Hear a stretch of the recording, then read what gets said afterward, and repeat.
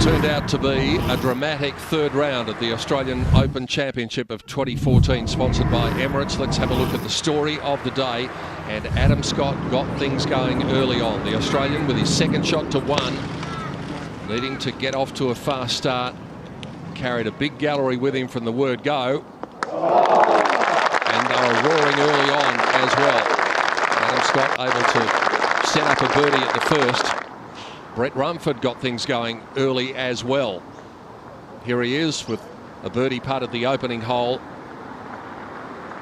Had just 21 putts yesterday, Brett Rumford, and that was a great start.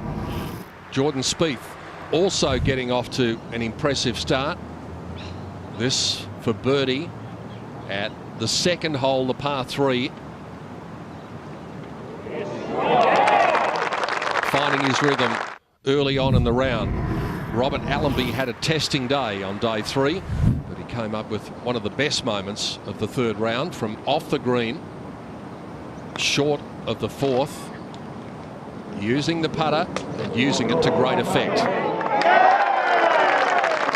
And a good fight back late in the day from Robert Allenby. Todd Sinnott had a very good week at the Masters last week, and the 22-year-old from Melbourne, the amateur, looking on song early on. That a birdie putt at the fourth.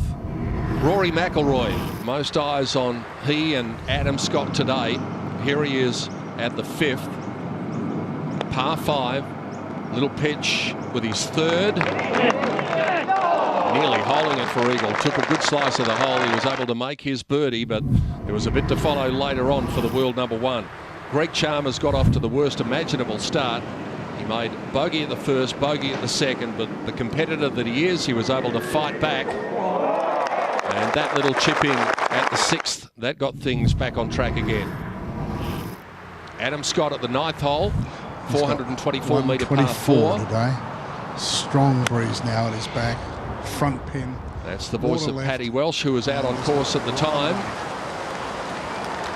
And that's the voice of the gallery accompanying Paddy. Big crowd up here, and Adam Scott knocked it into birdie range at the 9th. Rod Pampling, though, came up with the shot of the day. Yesterday, he came to the 10th hole, put his second shot to within a metre, and we thought that was a pretty handy effort. Have a look at this one.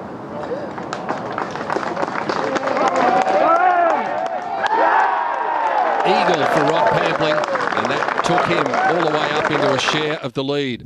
But there were dramatic events happening behind him. 9th tee, Rory McIlroy, the world number 1, going along nicely at this stage at -4, but then this, looking anxiously, and no wonder, up into the fescue grass. He tried to have a shot at it, and all it did was go under the matting underneath the grass.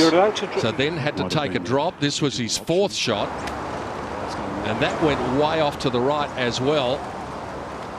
So that was on the way to a triple bogey for the world number 1, and things were coming undone there. Worse was to come. He made a double bogey at the 10th.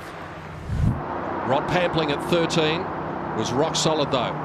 After that spectacular moment at 10, that was never going anywhere else but in the hole at 13. That was a birdie for the Queenslander. Jordan Spieth at the par 5, 14th, had a look at an eagle. This would have taken him all the way up into the lead at that stage, but it was good enough for a tap-in birdie. And then Brett Rumford.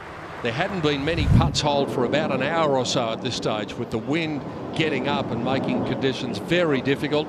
Rummy found a way to fix that. Last roll, rolled in the birdie, and that would give him a share of the lead at day's end. Adam Scott was getting closer to the lead. He needed this to fall at the 17th.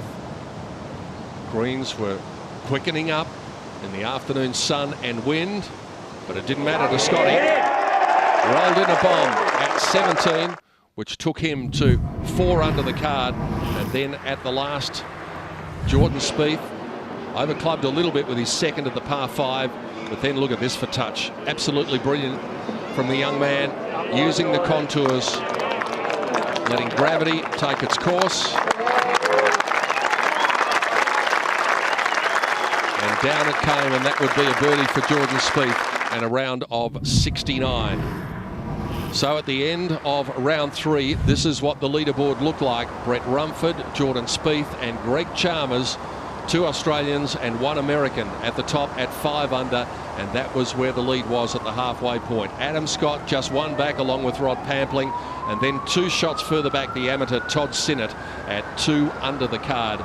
And then we've got Aaron Price and Jake Higginbottom, and they are the only other 2 players who are in red figures. Rumford, Spieth, Chalmers, the men at the top, as we head towards what is going to be a dramatic conclusion in Sydney to the 2014 Emirates Australian Open.